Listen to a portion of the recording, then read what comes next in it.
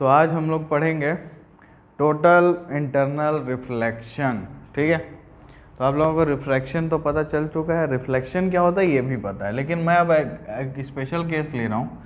इधर में denser medium है और ऊपर है रेयरर मीडियम, ठीक है कि नहीं। अब मैंने यहाँ लाइट ऐसे भेजी तो क्या होगा, यहाँ नॉर्मल है तो डेंसर से रेयर जा रहा है, अवे फ्रॉम नॉर्मल बेंड हो गया।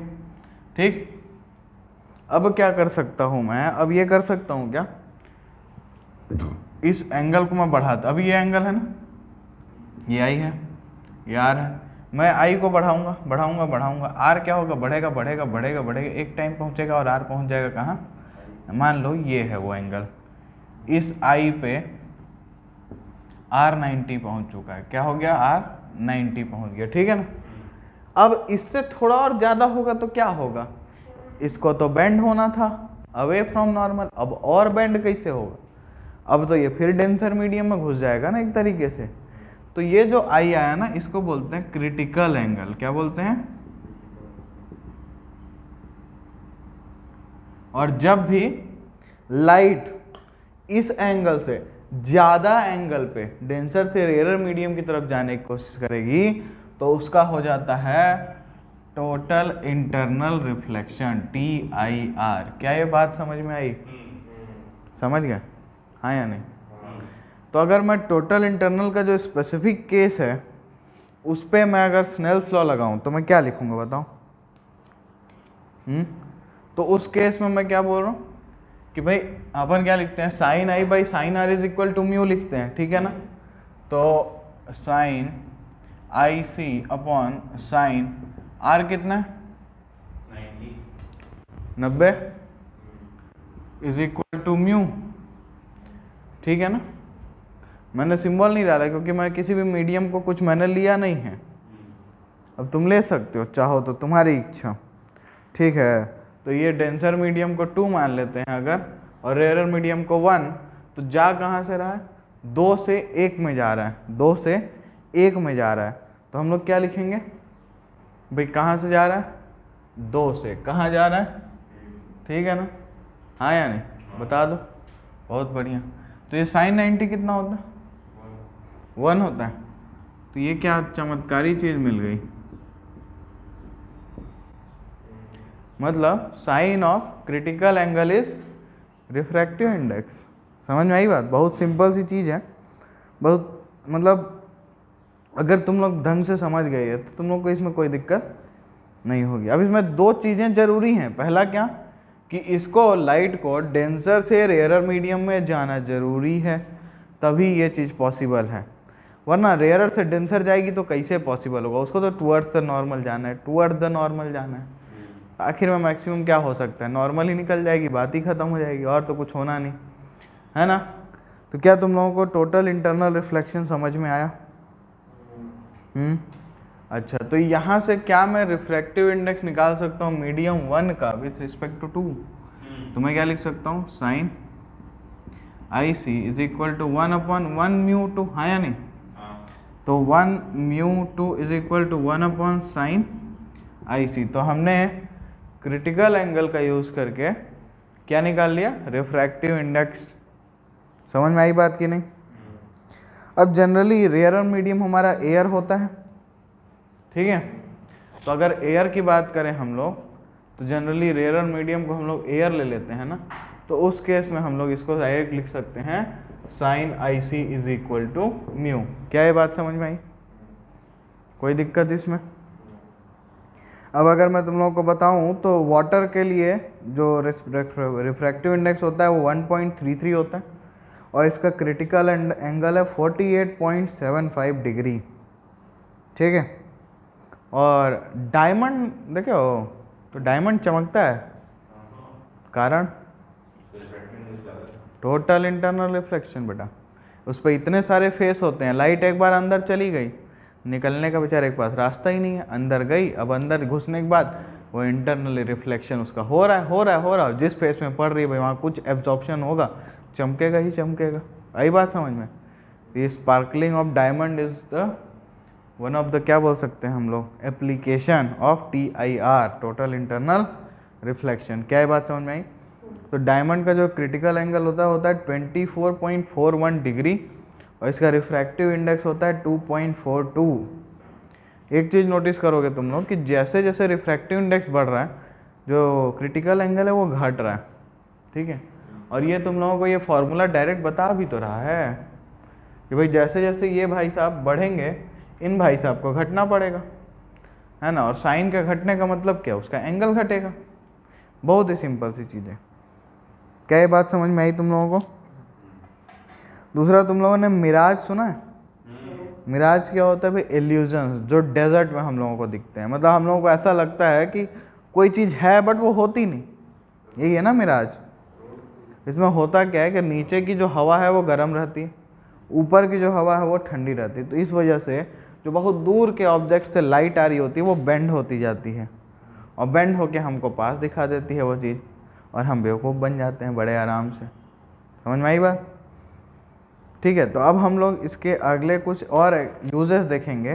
जैसे एक हमारे पास होता है टोटली इंटरनल रिफ्लेक्शन करने वाला प्रिज्म, पूरा का पूरा इंटरनल रिफ्लेक्शन, इसको हम लोग बोलेंगे टोटली रिफ्लेक्टिंग प्रिज्म, और ये राइट एंगल प्रिज्म होता है। तो अभी इसको पहले लिख लो, तो फिर उसके बारे में हम लोग डिस्कस करते हैं। ये भी टोटल इंटरनल रिफ्लेक्शन का ही एक एप्लीकेशन है, ठीक है। तो अब हम लोग देखते हैं टोटली रिफ्लेक्टिंग प्रिज्म, ठीक है। तो ये प्रिज्म बहुत सिंपल सा प्रिज्म होता है, ये आइसोसेलेस होता है।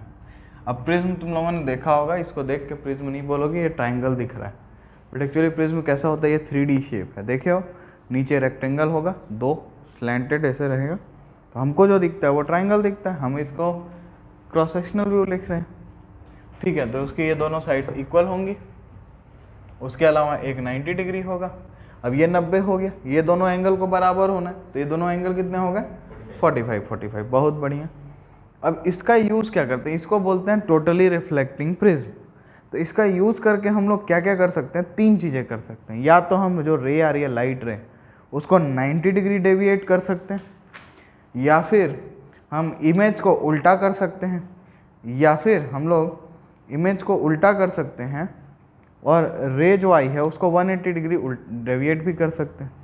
दोनों चीज़ पॉसिबल है, ठीक है। सबसे पहले हम लोग देखेंगे कि कैसे हम लोग रे को इस टोटली रिफ्लेक्टिंग प्रिज्म का यूज़ करके 90 डिग्री डेविएट करते हैं, ठीक है। तो इसको मैंने ऐसे रख दिया, एक काम करते हैं यहीं पे बनाते हैं, यहीं पे बनाते हैं। तो ये है हमारा एक प्रिज्म, ठीक है। अब ये लाइट आई, ये ऑब्जेक्ट है मान लो, इसकी ये लाइट आई, क्या होगा? ये इधर, ये इधर, क्या हुआ यहाँ पे?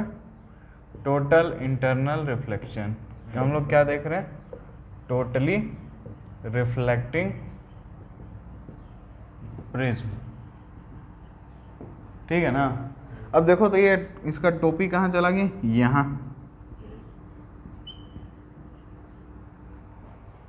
तो ये 90 डिग्री रोटेट हुआ क्या? समझ में आई बात? तो बहुत ही सिंपल था, बहुत ही ज़्यादा सिंपल, कि अपन को करना क्या है, किसी भी एक 90 डिग्री वाले आर्म, 2 आर्म से बनेगा ना, किसी भी एक आर्म पे, या बोला जाए परपेंडिकुलर या बेस पे, अगर ट्राइंगल देख के सोचोगे तो उस पर रे मार दो, नॉर्मली मारना, निकलेगा कैसा? 90 डिग्री शिफ्टेड। समझ में आई बात? कोई दिक्कत इस बात में? ठीक है। अब ये 90 डिग्री हो गया, तो क्या हम इमेज को डेविएट करा सकते हैं 180 डिग्री, और साथ साथ इमेज को उल्टा भी कर सकते हैं? तो हाँ, ये भी कर सकते हैं। इसके लिए हमको करना क्या पड़ेगा? कुछ नहीं करना है। देखो ये है प्रिज्म, अब 90 डिग्री यहाँ पे है, कहाँ है? ठीक, तो यहाँ से लाइट भेज दिए हम लोग, ये हमारा ऑब्जेक्ट है, ठीक है ना। तो ये लाइट यहाँ से टोटल इंटरनल यहाँ आई, यहाँ से TIR हुआ यहाँ, यहाँ पे फिर हुआ तो इधर, यहाँ फिर हुआ तो इधर, ठीक है ना। सर कहाँ है? देखो नीचे, पैर ऊपर, हो गया उल्टा, और रेज 180 डिग्री डेविएट हो गई क्या? समझ में आई बात? बहुत सिंपल है, टोटल इंटरनल रिफ्लेक्शन, और कुछ नहीं हो रहा है। अच्छा एक चीज़ और हम कर सकते हैं, क्या कर सकते हैं, इसको हम लोग इमेज को डेविएट करा मतलब इन्वर्ट कर सकते हैं, लेकिन रे हमारी डेविएट नहीं होगी, रे उधर ही जाएगी, बस उल्टा हो जाएगा इमेज। ये भी देखते हैं क्या कर सकते हो इसके लिए। तो भाई फिर ऐसे रखो, ठीक है, और यहाँ लाइट को ऐसे पैरेलल भेज दो,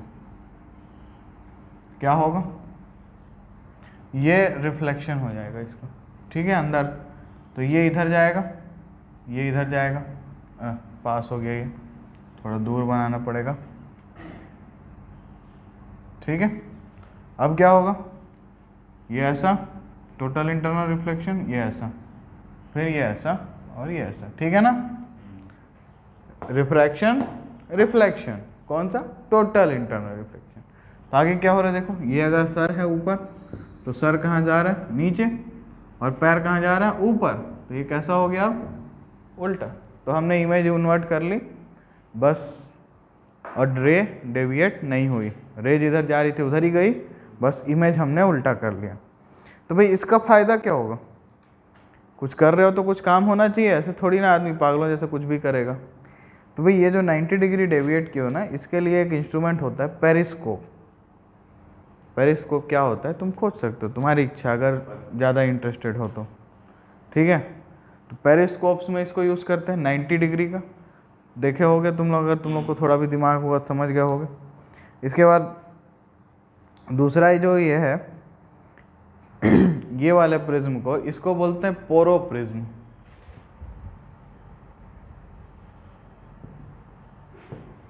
क्या बोलते हैं, पोरो प्रिज्म। इसमें क्या होता है 180 डिग्री डेविएशन के साथ साथ अपना इमेज इन्वर्ट होता है, ठीक है। इसके अलावा ये जो लास्ट वाला है अपना ना, इसको हम लोग बाइनोकुलर्स में यूज़ करते हैं, और प्रोजेक्शन लैंटर्न जो होती है ना, प्रोजेक्ट करने के लिए जो लालटेन होती है, समझ जाओ, लालटेन समझते हो, देखे हो, वैसे ही। तो ये प्रोजेक्शन वालों के लिए यूज़ होता है, हमेशा नहीं, ठीक। तो इसका जो नाम है वो है इरेक्टिंग प्रिज्म। इसको क्या बोलते हैं, इरेक्टिंग प्रिज्म। कब यूज़ होता है ये, बाइनोकुलर्स में, समझ जाओ, एक सिंपल सा यूज़ जो तुम्हारे को पता होना चाहिए, ठीक है। वो किस में यूज़ होता है, 90 डिग्री वाला पेरिस्कोप्स में, ठीक है। तो अब आगे बढ़ते हैं। अब इसका फ़ायदा क्या है, मतलब ये वाला काम तो मैं प्लेन मिरर से भी करा सकता था, हाँ या नहीं, सोचो भाई, यहाँ प्लेन मिरर रख दो, सेम स्कीम देगा कि नहीं देगा, खुद ही सोच लो। इसमें भी प्लेन मिरर दो ठो कैसे ऐसे लगा दो, सेम चीज़ मिलेगा। इसमें भी यहाँ पे ऐसे लगा दो, फिर ऐसे लगा दो, फिर ऐसे लगा दो, हो गया ये सेम काम। तो हम लोग इससे क्यों यूज़ कर रहे हैं, क्यों हम लोग जो प्लेन मिरर है उसको यूज़ नहीं कर रहे हैं, ये बताओ। क्योंकि प्लेन मिरर में डेविएट नहीं होगा, थोड़ा लाइट बिल्कुल होगा। सबसे पहला रीज़न कि अगर लाइट रे एक प्लेन मिरर में देखोगे तो उसके कई सारे इमेज बनने की पॉसिबिलिटी है। एक ही चीज़ मिरर है, टकराएगी, मल्टीपल इमेज नहीं बनेगा, मल्टीपल इमेज बनता है ना, दो ऐसे रख लो मिरर, ऐसे 2 मिरर रख लेना और देखना इसमें और इसमें, तो एक जो इमेज इसमें दिखेगी वो इधर दिखेगी, ऐसे ऐसे करके बहुत सारी इमेज दिखती हैं। इसका भी फॉर्मूला होता है मैथ्स में कि कितने नंबर ऑफ इमेज बनेंगे अगर 2 मिरर परपेंडिकुलर रखें, पैरेलल रखे हैं। Not in your syllabus, don't worry, ठीक है। तो पहला रीज़न क्या हो गया कि भाई ये जो प्रिज्म है इसमें मल्टीपल इमेज बनने का कोई चांस नहीं है, लेकिन मिरर में क्या होता, बहुत सारी मल्टीपल इमेज बनती है। हाँ एक चीज़ और है कि जो प्लेन मिरर है इसमें जो अगली इमेज बनेगी वो पिछली वाली से फेंट होती जाएगी, मतलब थोड़ी धुंधली होती जाती है। ऑब्वियस सी बात है, होना ही है, क्योंकि लाइट हर बार जितनी बार रिफ्लेक्शन होने के लिए सरफेस पे जाएगी, कुछ पार्ट उस लाइट इंटेंसिटी का क्या होगा, एब्जॉर्ब हो जाएगा, तो उस वजह से फेंट इमेज बनती जाती है। तो क्या तुम लोगों को ये पहला रीज़न समझ में आया, ठीक। अच्छा एक बात बताओ, ये प्रिज्म परमानेंट टाइप का ऑब्जेक्ट है कि तुम्हारा प्लेन मिरर? प्लेन मिरर में हो सकता है समय के साथ तो तुमने पॉलिशिंग की है, सिल्वरिंग की है, वो ख़राब हो जाए। प्रिज्म में ऐसा कोई खास केस है नहीं पॉसिबल ना। ठीक, तुम लोग बोलोगे सर ये स्यूडो सॉलिड का बना होगा तो ये समय के साथ फ्लो करेगा, सॉलिड स्टेट ज़्यादा पढ़ लिए होगे तो बेटा समय कितना होता है उसमें? ऐसा नहीं होता ना 2-4 दिन में फ्लो, हज़ारों साल में होता है। तो इसलिए थोड़ा चिल मारो। ठीक, तो एक और रीज़न हो सकता है, ठीक है, वो ये कि भाई एब्जॉर्प्शन जो हमने तीसरे केस के लिए सोचा, पहला जो हमने सोचा ना कि एब्जॉर्ब होगा तो फेंट इमेज बनेगा, तो वो चीज़ यहाँ पे सबसे मेन रीज़न भी है, क्योंकि सेम इंटेंसिटी हमको नहीं मिलेगी। लेकिन यहाँ पे क्या है, यहाँ पे लाइट एब्जॉर्ब नहीं होगी, क्योंकि क्या बोला जा रहा है, टोटल इंटरनल रिफ्लेक्शन ही उसका प्रिंसिपल है। तो जब पूरा पूरा रिफ्लेक्ट हो रहा है तो एब्जॉर्ब कहाँ से हो रहा है? हम तो एब्जॉर्प्शन की बात ही नहीं कर रहे। समझ में आई बात? तो इसीलिए इसका यूज़ करते हैं। तो बताओ किसी को टोटली रिफ्लेक्टिंग प्रिज्म में कोई दिक्कत? अच्छा, अब मेरे को एक चीज़ बताओ, अभी नया नया इंडिया में आया हुआ है, सबको बहुत शौक हो रहा है फाइबर लगवाने का। अपने यहाँ भी लगा हुआ है कोचिंग में, है ना, जियो फाइबर, एयरटेल फाइबर, सब फाइबर आ रहा है आजकल। तो ये हम लोग कॉपर तार से फाइबर पे शिफ्ट क्यों हो रहे हैं? क्योंकि फाइबर तेज चलता है, ज़्यादा रिलायबल है, सब यही सोचते हैं। असली प्रिंसिपल क्या है, ये फाइबर काम कैसे करता है? कोई ये सोचा? तो नहीं सोचे, तो आज सोचते हैं। चलो तो इसको ड्रॉ करो, फिर सोचेंगे। ठीक है, तो आगे बढ़ते हैं। और जो मेन यूज़ है वो है ऑप्टिकल फाइबर में टोटल इंटरनल रिफ्लेक्शन का सबसे मेन यूज़। इससे फ़ायदा ये हो रहा है कि अभी अपना इंडिया में नेट स्पीड बढ़ गया है थोड़ा, नॉर्मली जितना होता था उससे बेटर कंडीशन में हम लोग। तो भाई ऑप्टिकल फाइबर काम कैसे करता है? तो इसका प्रिंसिपल है टोटल इंटरनल रिफ्लेक्शन। क्या है? Total internal reflection. ठीक, अब इसमें होता क्या है, तो देखो एक ये कोर है, ठीक है, इसके अंदर हमको लाइट मारना होता है। ठीक, कैसे मारेंगे? ऐसा मारेंगे लाइट को अंदर, ऐसा भेजेंगे, मारेंगे नहीं, भेजेंगे। कैसे भेजेंगे कि ताकि वो क्रिटिकल एंगल से ज़्यादा एंगल पे रहे, ताकि अंदर जाए रिफ्लेक्शन, फिर टक टक टक टक टक टक टक टक हो रहा है रिफ्लेक्शन। तो इंटरनली रिफ्लेक्शन की वजह से लाइट में कोई इंटेंसिटी में कोई फ़र्क आना नहीं है ज़्यादा, है ना, तो बड़े आराम से अपना चले जाएगा। लेकिन अब सवाल यहाँ ये हो रहा है कि ये ग्लास है, दिस इज सम मटेरियल, बाहर अभी एयर है, तो ये भाई डेंसर से रेयरर में तो होता नहीं, रेयरर से डेंसर में होता है ये, कि डेंसर से रेयरर में होता है। टोटल इंटरनल रिफ्लेक्शन अभी बताया ना, डेंसर से रेयर कब होता है? डेंसर से रेयर। जब डेंसर से रेयरर में जाते हैं। लेकिन अब सवाल ये है कि यहाँ पे एयर अपना वो काम करेगा नहीं, और ग्लास कितना मजबूत होता है तुम लोग भी जानते हो, तो कुछ करना पड़ेगा जुगाड़। तो हम लोग इसके ऊपर लगा देते हैं क्लैडिंग। तो ये पहला लेयर क्या है, ये कोर है, और जो दूसरा लेयर है ये क्या है, क्लैडिंग। क्या है? क्लैडिंग। ठीक, सबका एक एक करके आएगा, सारा काम कहानी सब बताएंगे, अभी बस जानते जाओ बेसिकली। तो ये जो अंदर आइटम है ये डेंसर मीडियम बनना है इसको, ये जो बाहर आइटम है इसको रेयरर मीडियम बनना है कि नहीं? तो इसका मतलब इसका रिफ्रैक्टिव इंडेक्स इससे कम होना चाहिए, हाँ या नहीं? तो अगर मैं इसको बोलूँ कि μ1 इसका रिफ्रैक्टिव इंडेक्स है और इसका रिफ्रैक्टिव इंडेक्स μ2 है, सो μ1 शुड बी ग्रेटर देन μ2, तभी अपना ये स्कीम काम करेगा, वरना इंटरनल रिफ्लेक्शन तो होना ही नहीं भाई साहब। समझ में आई बात की नहीं? ठीक है, लेकिन अब फिर एक प्रॉब्लम है, क्या इतने से पूरी मजबूती मिल गई? नहीं, अभी भी नहीं मिली। तो क्या किया जाए?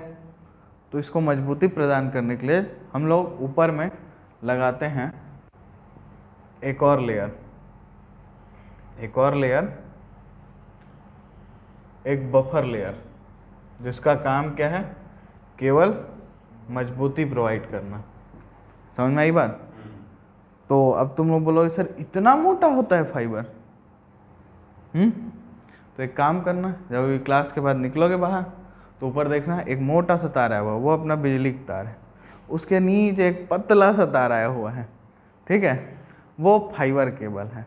ठीक, अब अगर किसको सोचना है किसी को कि फाइबर कितना पतला हो सकता है, तो अपना अपना एक एक बाल तोड़ लो और देख लो, उतना पतला हो सकता है फाइबर। समझ में आई बात? तो इसलिए ये हमने उसको 1000 टाइम्स 1000x मैग्नीफिकेशन दिया हुआ है ताकि तुम लोग चीज़ों को देख पाओ। वरना अब मैं सोचो इस बाल के जितना पतला तुमको दिखाऊंगा तो क्या समझोगे? यही बात समझ में कि नहीं? तो अब सबसे पहले बात करते हैं, तो इसका वर्किंग प्रिंसिपल तो तुम लोग समझ गए। ठीक, क्या है? Total internal reflection. अब ये कोर क्या होता है?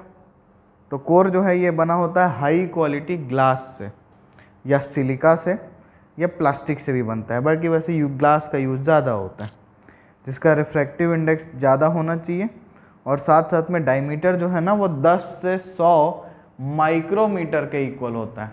कितना? 10 to 100 माइक्रोमीटर। समझ लो, 10⁻⁻⁶ मीटर, कितना छोटा है। कौन सा दिखने वाला है फिर आँख से? मतलब दिखेगा बट उतना अच्छे से तुम नहीं समझ पाओगे जो इतना इसको मैग्नीफाई करके देखने के बाद समझ रहे हो। ठीक है, फिर क्लैडिंग क्या है? तो क्लैडिंग अपना क्या है? ये है कोर को सराउंड करने वाला एक प्लास्टिक का जैकेट है। ग्लास का भी जैकेट हो सकता है, ज़रूरी नहीं है, बट जनरली प्लास्टिक भी यूज़ किया जा सकता है। ठीक है, तो इसका ऐसा स्कीम होता है कि जो क्लैडिंग है इसका रिफ्रैक्टिव इंडेक्स हमेशा कोर से कम होता है और डायमीटर कोर से ज़्यादा होगा। ऑब्वियस सी बात है भाई, इसको बाहर रहना है। ठीक है, अब अगर देखा जाए तो एक एग्जांपल लें, तो इसका रिफ्रैक्टिव इंडेक्स 1.52 मान लो और इसका 1.48 मान लो, तो ये पॉसिबल है। लेकिन अगर रिवर्स कर दे तो ये पॉसिबल नहीं होगा। ये एक स्टैंडर्ड वैल्यू है, जनरली इसमें मिलता है। ठीक, अब बफर कोटिंग जो तीसरा लेयर है, एक्चुअली और डीप में जाओगे तो तीसरा लेयर भी नहीं होता। अगर तुमने कभी फाइबर केबल तोड़ के देखा होगा, मेरे पास एक है शायद, मैं तुम लोगों को दिखाऊंगा, अभी कोशिश करता हूँ अगर मेरे पास बचा हुआ तो, ठीक, कि एक्चुअल में कैसा दिखता है। ये बफर कोटिंग किस लिए भाई? बफर जानते हो ना, बचाने के लिए। बस बफर सोल्यूशन एक बनता था तुम्हारा केमिस्ट्री में, वो क्या करता था? जिसका पीएच चेंज ही नहीं होता था। गजब बेशरम आदमी है, तुम एसिड डालो चाहे बेस, वो चेंज नहीं होगा। तो वैसे ये है कि भाई तुम इसको स्ट्रेंथ प्रोवाइड कर रहे हो, मजबूती प्रदान कर रहे हो ताकि टूटे ना। क्योंकि सोचो ना यार, 10 माइक्रोमीटर से 100 माइक्रोमीटर, ये उससे ज़्यादा ही होगा, कितना ही ज़्यादा होगा। अब इसको तो तुम लोग ऐसे आराम से, मतलब हाथ लगाने की क्या ज़रूरत है, ऐसे फूंक दोगे टूट जाएगा, ऐसा मत सोचना, थोड़ा ताकत लगाना पड़ेगा। ठीक है, लेकिन तोड़ लोगे बड़े आराम से। तो भाई ऐसे तो फिर दिक्कत हो जाएगा ना। जो तुमने फाइबर केबल बिछाई, ठीक, वैसे तो ये अंडरग्राउंड रहता है, बट तुम्हारे घर में अंडरग्राउंड तो नहीं लाओगे। थोड़ी दूर रोड क्रॉस मान लो यहाँ पे हुआ है जैसे, तो अब आई एक चिड़िया आई, बैठी, टूट गया तार, लाओ बेटा फिर से लगवाओ, ऐसा तो बेकार हो जाएगा ना ज़िंदगी हमारा। तो इसलिए ये मजबूती प्रोवाइड करने के लिए हम लोग बफर कोटिंग देते हैं। तो इससे सेफ्टी मिलता है, स्ट्रेंथ मिलता है। ये जनरली प्लास्टिक का जैकेट होता है। अभी अगर मिल गया तो हम दिखाएंगे अच्छे से इस चीज़ को। ठीक, तो अब इसमें लाइट फ्लो कैसे होती है? तो लाइट इसमें कुछ इस तरीके से फ्लो होती है। सोचो अगर ये मेरा केबल है, अब देखो ये ना एकदम आइडियल केस है,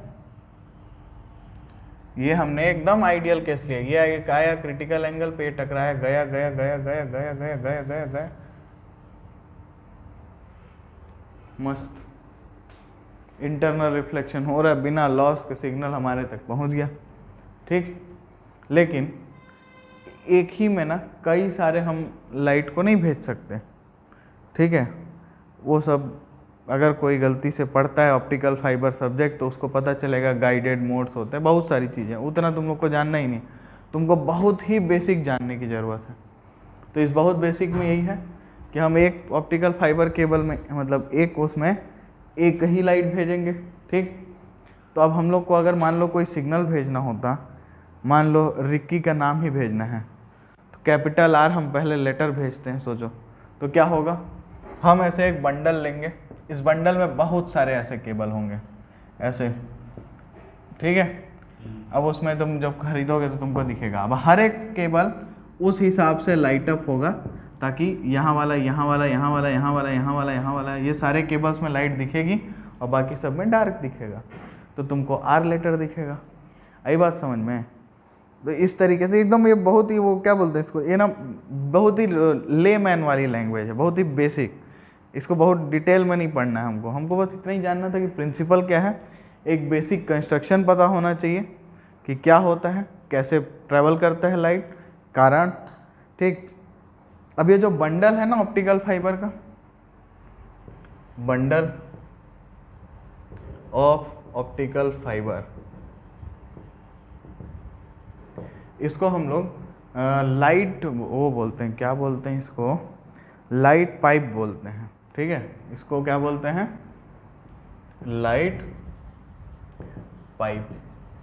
ठीक है, पाइप क्या करता है, पानी सप्लाई करता है, तो लाइट पाइप क्या करेगा, लाइट सप्लाई करेगा। सिंपल है।